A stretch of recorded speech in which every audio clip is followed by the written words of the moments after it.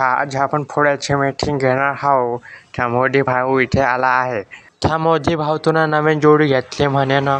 अबे ते जाऊ दे बे ढोण्या, तू आपला सांग, तू ना काय घेतला का? अगं नाही घेतलो मी ना, त्या लाखीवाली जोडी होती ना तिलाच ठेवलं मी ना. का आता नवीन घेत बसावं म्हणलं म्हणून तिलाच ठेवलं मी. बाळा मोदी भाऊ ठुल्या ढवरावाला गोरा होता ना. आगा का सांगू ढोण्या भाऊ, तो गोरा भाई फड्डा मारे घरी येस नाही, मलाच जा लागे आणाले, म्हणून मी त्याला विकून टाकलो जा. आणि तो धामणा बैल का तू बाहेर सांगन त्याचा. अबे तर मी त्याला आणणार आहो ना पुण्यामध्ये, कशी गोष्ट करते का तू? बरं तो आपल्या बैलाला घोंगरं घेऊन बांधशील ना का? अगं मी का सांगू तुला, तो घोंगरू बांधूच नाही देत, बाहेर आत मारते. बाहेर मला बाहेर राग घेऊन नाही ठेवायचा. मी आजा लागात ठेवले विकून टाकायचा विचार आहे, पण आजच्या पुढ्यात आणतो मी.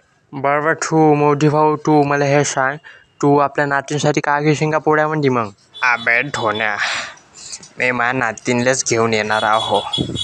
तिला जे पाहिजे ते घेईन. ते आपल्याला का करायचं आहे का लहान फोट्या बाळाचा? आणि तू ढवरीवाली जोडी का? अबे मी ते पटासाठी ठेवली बे, तिले ना आणत मी. कसं तिले आणन ते मी, ते बहुत बेकार काम आहे होते नाही का. आणि ते जर हातून जर सुटली पोळ्यामध्ये तर मग पोळ्याचं काही खरं नाही बापा. अगं होच्या होय, बरोबर आहे मोदी भाऊ, तुझ्या बरोबर आहे. बाबा मोदी भाऊ एक झडची होऊ दे बाबा. पोळा रे पोळा, बैलाचा पोळा लात मारून सीधा केला आणि मी मग खाल्ली सुपारी.